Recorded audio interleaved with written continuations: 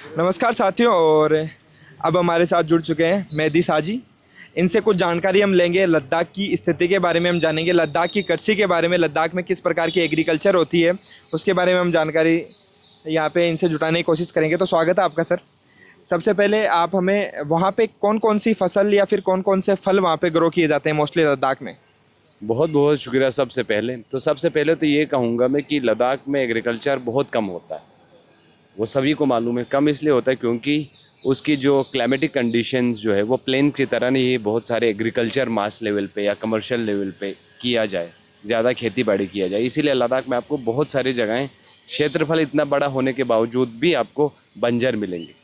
लेकिन इसका ये मतलब नहीं बिल्कुल खेती नहीं होता, बिल्कुल होता है खेती। और खेती उतना होता है जितना हमारी ज़रूरत पूरा हो जाए। और लद्दाख के अलग अलग जगहों पर अलग अलग खेती होती है। तो मेनली अगर वो लद्दाख में कहें तो गेहूँ होता है ना, बारले होता है, जाओ जिसे बोलते हैं। और एक और चीज़ होता है जो मेरे एरिया में ज़्यादा होता है, वो होता है बकवीट। बकवीट को पता नहीं हिंदी में क्या कहते हैं। तो ये मेन क्रॉप्स हो गए। इसके अलावा कुछ कुछ गाँव में सरसों भी होता है ना। तो ये चीज़ें क्रॉप्स होता है। और फ्रूट के मामले में भी लद्दाख में अलग अलग जगहों पर अगेन अलग अलग होता है। सबसे ज़्यादा जो फेमस है फ्रूट्स में लद्दाख के लिए जाना जाता है वो है एप्रिकॉट से। और जिस जगह से मैं ताल्लुक़ रखता हूँ उस जगह में एप्रिकॉट जो है वो लगभग 7 से 8 वैरायटीज़ होते हैं। इसके अलावा अंगूर होते हैं, वहाँ पे सेब होते हैं, अखरोट होते हैं, आम, केला और संतरे को छोड़कर बाकी ज़्यादातर फल आते ही हैं लद्दाख में। एक चीज़ ये है। दूसरा, एग्रीकल्चर मैंने अभी कहा बहुत ही कम पैमाने पे होता है। इसीलिए हम बात कर रहे हैं कि लद्दाख के संरक्षण की, लद्दाख की प्रोटेक्शन की। क्योंकि लद्दाख का जो लिविंग स्टाइल रहा है, जो जिन ट्राइब का, जिन जनजातियों का उठना बैठना रहा, वो बहुत कम में संतुष्टि रहा है। समझी बात? तो हमारे पास इतना एग्रीकल्चर होता है जितने से हमें एक बेसिक बुनियादी जो ज़रूरतें वो पूरा हो जाए। तो इसीलिए इस तरह की प्रैक्टिसेस को, इस तरह की सस्टेनेबल लिविंग स्टाइल को बचाना बहुत ही ज़रूरी, क्योंकि आज का सबसे बड़ा मुद्दा जो है क्लाइमेट चेंज। जी। ओके, तो आपने जैसे बताया क्लाइमेट चेंज की हम बात करते हैं, तो क्लाइमेट चेंज से क्या क्या नुकसान देखने को मिले? ये जो सभी फसलें आपने बताई, उसके बाद में वहाँ पे हम बात करते हैं कि जो सबसे ज़्यादा नुकसान अगर हमें देखने को मिलेगा इंडिया में, तो क्लाइमेट चेंज का सबसे पहले लद्दाख में देखने को मिलेगा, ऐसा हमेशा सोनम वांगचुक जी बोलते हैं। तो ऐसा वो क्यों बोलते हैं? एक तो सबसे पहले ये समझना होगा सभी लोगों को, खासकर यूथ को, कि क्लाइमेट चेंज जो है ना वो कोई लोकल इशू नहीं है, वो एक ग्लोबल इशू है। तो क्लाइमेट चेंज के इम्पैक्ट आपको हर जगह नज़र आएंगे, चाहे वो प्लेन्स में भी हो, चाहे पहाड़ों में हो। लेकिन पहाड़ों में जो क्लाइमेट चेंज का इम्पैक्ट आपको तुरंत नज़र आएगा, वो नज़र आएगा आपको हर साल। आप देखना पिछले 5 साल का अगर आप एक बार डेटा देख लोगे, लद्दाख में हर साल हिस्ट्री से ज़्यादा लगातार फ्लैश फ्लड की जो नंबर ऑफ फ्लैश फ्लड वो बढ़ गया है ना। हर साल आते हैं फ्लैश फ्लड, आते हैं। फ्लैश फ्लड से लोगों को नुकसान होते हैं और एग्रीकल्चर बहुत सारे फील्ड वॉश आउट हो जाते हैं।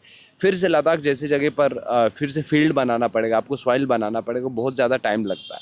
तो एक तो ये कि क्लाइमेट चेंज से डायरेक्टली फ्लैश फ्लड से इम्पैक्ट पड़ा है, जिससे लोगों को जानी माली नुकसान हुआ है। एक दूसरी बात, वहाँ पे ग्लेशियर्स, जैसे मैं अपने बुज़ुर्गों से जब बातचीत करता हूँ, जिन जिन पहाड़ों में, नालों में हम जाते हैं, वहाँ पे हमारे बुज़ुर्ग बोलते हैं कि पुराने ज़माने में ग्लेशियर्स बहुत हुआ करता, तब तो ना के बराबर। कुछ ऐसे जगहें भी जहाँ हम यात्रा करते हुए भी हमें नज़र आया कि जब हमें उस स्थानीय लोगों से मिला, लद्दाख के अंदर हम 10 दिन यात्रा की, वहाँ पे लोगों का कहना था अभी तो कुछ बर्फ़ था ही नहीं, वहाँ पे ग्रीनरी था। लोगों का कहना था कि यहाँ पे भी उनके टाइम पे, आज से 30, 40, 50 साल पहले वहाँ पे बर्फ़ होता था। तो क्लाइमेट चेंज की वजह से लद्दाख जैसे जगह जहाँ पे ग्लेशियर्स हैं, हिमालयन रीजन में, सिर्फ लद्दाख में, पूरे हिमालयन रीजन और लद्दाख में खासकर, वो ग्लेशियर्स बहुत रिसीड हुआ, बहुत कम हुआ। और जिस गति से हुआ पिछले डिकेड्स में या पिछले 20 सालों में, वो बहुत ज़्यादा एक अलार्मिंग रेट पे हुआ, इसीलिए फ्लैश फ्लड हुए। ठीक है। और दूसरा, क्रॉप पे भी असर पड़ा, क्योंकि हमें जिन जिन फसलें हमें उगाते हैं उनको टाइमली पानी चाहिए। जैसे कि कुछ जगहों पे मई से खेती बाड़ी शुरू होता है, जहाँ मैं रहता हूँ वहाँ मार्च अप्रैल से होता है। अब क्लाइमेट चेंज की वजह से पानी या टाइम से पहले आ रहा है या टाइम के बाद आ रहा है, या एक टाइम पे बहुत आ रहा है फिर रुक रहा है। समझो, हमें चाहिए पानी एक रेगुलरली चाहिए उन खेतों के लिए। उस वजह से उन क्रॉप के लिए सही टाइम पे पानी नहीं मिल पा रहा। उस वजह से क्रॉप जो हम उगाते थे, जो हमारा मेन बैकबोन है लिवलीहुड का भी कहा, या हमारे खान पान का, वो जो है वो इम्पैक्ट कर रहा है और टाइम पे अच्छी फसल नहीं आ रहा थी, जिस वजह से इनडायरेक्टली लोगों को लोगों की लिवलीहुड पे असर पड़ रहा है। इसका बेहतरीन एग्जांपल आप लाहौल स्पीति एक और एग्जांपल है, जहाँ पे मटर बहुत उगाए जाते हैं। आप देखना क्लाइमेट चेंज की वजह से वहाँ के लोगों की डायरेक्टली जो मटर है उनका कैश क्रॉप है, बाहर भी बहुत एक्सपोर्ट करते हैं। वहाँ पे डायरेक्टली आपको पता चलेगा कि डायरेक्टली उनके मटर पे इम्पैक्ट पड़ा है, जिस वजह से वो कमाई नहीं हो पाया। तो वहाँ से बहुत लोग माइग्रेट भी कर चुके हैं प्लेन्स में लेबर्स के काम के लिए। तो यही ख़तरा तो लद्दाख के साथ भी होगा। और जब हम बात करें लद्दाख की, तो हम सिर्फ लद्दाख की हमारे अपनी बात नहीं कर रहा, हम लोगों से, सरकारों से ये यात्रा करने का मकसद है कि हम ये बोल रहे हैं कि लद्दाख को संरक्षण हम 6 शेड्यूल में इसलिए चाह रहा है क्योंकि जनजातीय इलाका, और जनजातीय इलाकों को बचाना बहुत ही ज़रूरी है। अगर हम बचे रहेंगे तो आप भी बचे रहेंगे, क्योंकि मैंने पहले कहा कि क्लाइमेट चेंज वो लोकल इशू ने, ग्लोबल नहीं। हम नहीं बचेंगे तो आप भी नहीं बचेंगे। सीधी सी बात है कि हिमालयन रीजन्स अगर नहीं बचा, ग्लेशियर्स नहीं बचाता, जिसके पानी पे कितना लोग डिपेंडेंट है, उन सब पे ख़तरा है। और अभी तो सिर्फ क्लाइमेट क्लॉक की अगर बात करें तो 4 साल हमारे पास बचा हुआ है कि अर्थ का एवरेज टेम्परेचर 1 डिग्री तो हो चुका है। 1 डिग्री में कितना आपको नुकसान दिखा अपने पहाड़ों में, है ना। आप हर पहाड़ी में देखें, सिक्किम से लेकर ये हिमाचल से लेकर हर जगह आपको नज़र आता है फ्लैश फ्लड, है ना। लोगों की जानी माली नुकसान हो जाते हैं। अब 4 साल ही बचा हुआ, 4 साल लगभग 300 कुछ दिन ही बचा हुआ। अगर यहीं पे हम कंट्रोल नहीं कर पाएंगे तो 4 साल बाद अर्थ का जो एवरेज टेम्परेचर होगा, ग्लोबल वार्मिंग 1.5 होगा। तो आप बता दीजिए, जो हमारे समंदरी इलाके से नज़दीक बहुत सारे सिटीज़ है, चाहे कोलकाता हो, मुंबई हो, वो सारे भी आने वाले 10 साल में इम्पैक्ट, उनके भी पानी वहाँ भी आएंगे ना, पानी की बह। हाँ, सी लेवल अगर ग्लोबल वार्मिंग होती है तो उससे सी लेवल ऊपर आएगा, और सी लेवल अगर ऊपर आता है तो जो हमारा फ्लड एरिया है, जैसे आप मुंबई की बात करिए, जो समुद्र के किनारे पे जो भी कंट्रीज या जो भी हमारे जो स्टेट्स है, जिनके जो डिस्ट्रिक्ट्स है जो वहाँ पे सिचुएटेड है, उनको बहुत ज़्यादा नुकसान होगा।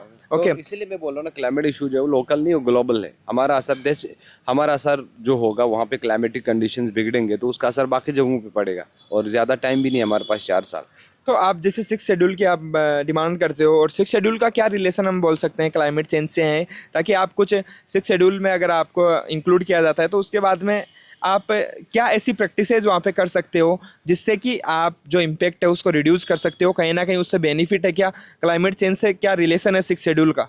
शेड्यूल का तो डायरेक्ट रिलेशन है क्लाइमेट चेंज। अब मैं क्यों है इसका आपको मैं कारण बताता हूँ।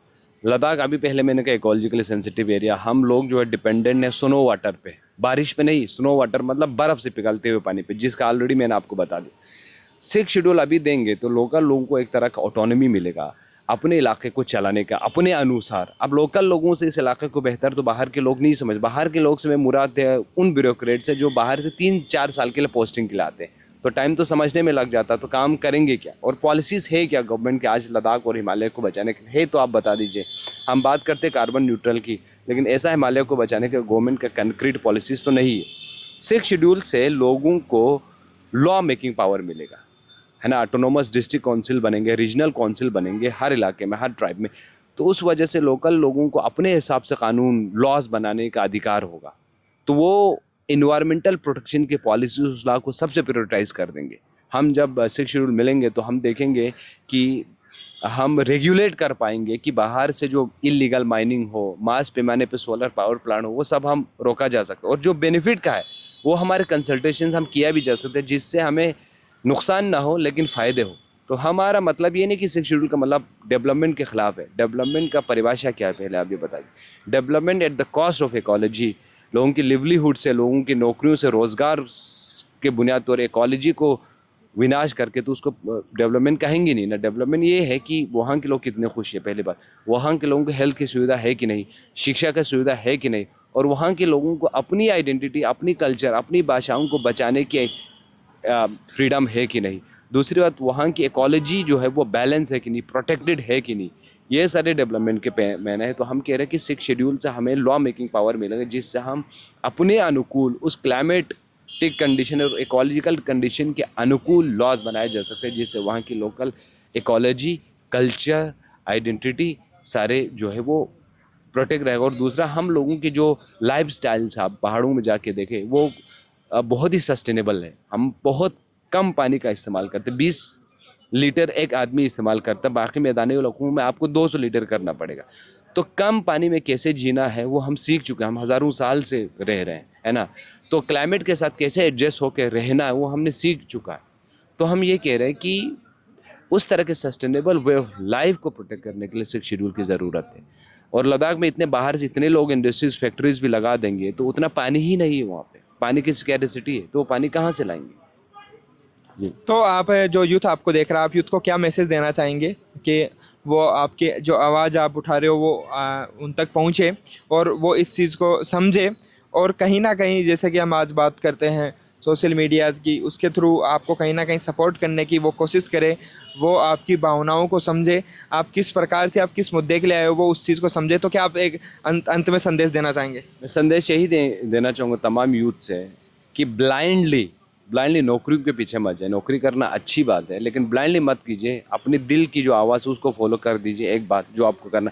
दूसरा, आज यूथ की और इंसानियत को सबसे ज़्यादा ज़रूरत है वो है क्लाइमेट चेंज से लड़ने के लिए। और मैं कहता हूँ कि क्लाइमेट चेंज से लड़ने के लिए अभी रिसर्च ये बताता कि अगर दुनिया के तमाम लोग भी इको फ्रेंडली हो जाएंगे ना, तो जो कार्बन इमिशन वो 10% कम होगा। लेकिन सबसे जो इफेक्टिव तरीका है कि क्लाइमेट चेंज लड़ना एक कलेक्टिव एफर्ट हो गई, सब मिल के ही लड़ सकते हैं, अकेले में नहीं लड़ सकता है। तो मिल के लड़ के इस तरह के प्रोटेस्ट में शामिल हो जाना है जो क्लाइमेट चेंज के बारे में बात करता है, जो इकोलॉजी को प्रोटेक्ट करने की बात करता है। तो सबसे इफेक्टिव तरीका यह है कि इस तरह के मूवमेंट में, इस तरह के प्रोटेस्ट में ज्वाइन करना चाहिए और सरकार और कॉर्पोरेट्स पे दबाव बनना चाहिए ताकि वो कार्बन इमिशन को कट कर पाए। तो जो पॉलिसीज़ बनेंगे वो सरकार से बनेंगे, और जो कार्बन इमिशन ज़्यादातर जो प्रोड्यूस करते हैं वो कॉर्पोरेट से, अगर वहीं से कटौती होगा तो लगभग 30-40% कार्बन इमिशन कम हो रहा है। तो आप खुद चूज़ कीजिए कि आपको इको फ्रेंडली मैं नहीं बोला इको फ्रेंडली मत बनो, लेकिन उससे बड़ा ज़्यादा जिम्मेवारी होगा आपको सरकारों पे दबाव डालने की, और इसके अलावा कुछ चारा ही नहीं। तो एक तरीका है 60% कट करना, एक पर्सन है 10% कट करने का। तो आप 10% को भी कीजिए और 60% कार्बन एमिशन कम करने के लिए प्रोटेस्ट और इस तरह के कलेक्टिव एफर्ट में भी ज्वाइन कर लीजिए। बिल्कुल, बट आज का यूथ तो क्लाइमेट चेंज की क्यों बात करेगा? वो तो उनका तो ज़्यादा जो मन होता है या फिर ज़्यादा उनकी तो इच्छा होती है कि वो तो बिग बॉस देखे, वो तो ऐसी चीज़ों को प्रमोट करे जो कि कहीं ना कहीं समाज को ऐसा संदेश देती हो जो कि मतलब समाज के जो कल्चर है उसके अगेंस्ट हो।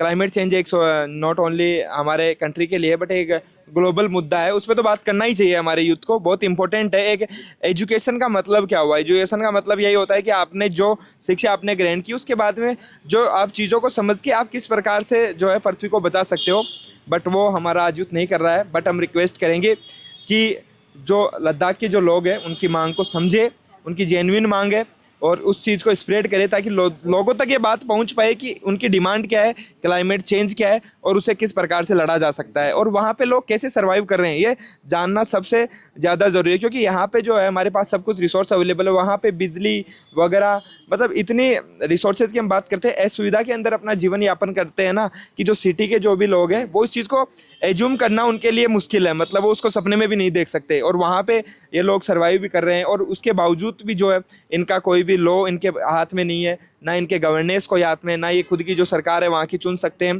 तो दैट्स वाई गवर्नमेंट को इस पर ध्यान देना चाहिए और कुछ ना कुछ जो भी है इसके लिए कमेटी बना के किसी भी प्रकार से जो है डिसीजन जो भी बनता है इनसे वार्तालाप कम से कम करनी चाहिए। लगातार ये 800 किलोमीटर चल के आए हैं, उसके बाद में ये प्रोटेस्ट यहाँ पे ये अनशन पे बैठे हैं, तो वार्तालाप करना तो सरकार का फर्ज बनता है, क्योंकि सरकार किसकी है? जनता की सरकार है, हम ही चुनते हैं। अगर हमसे बातचीत नहीं करेंगे तो वो किनसे बातचीत करेंगे? हम सरकार से नहीं पूछेंगे तो किससे पूछेंगे? बिल्कुल, अपोजिशन से तो नहीं पूछ पाएंगे और ना हम पाकिस्तान और चाइना से नहीं पूछ पाएंगे ना।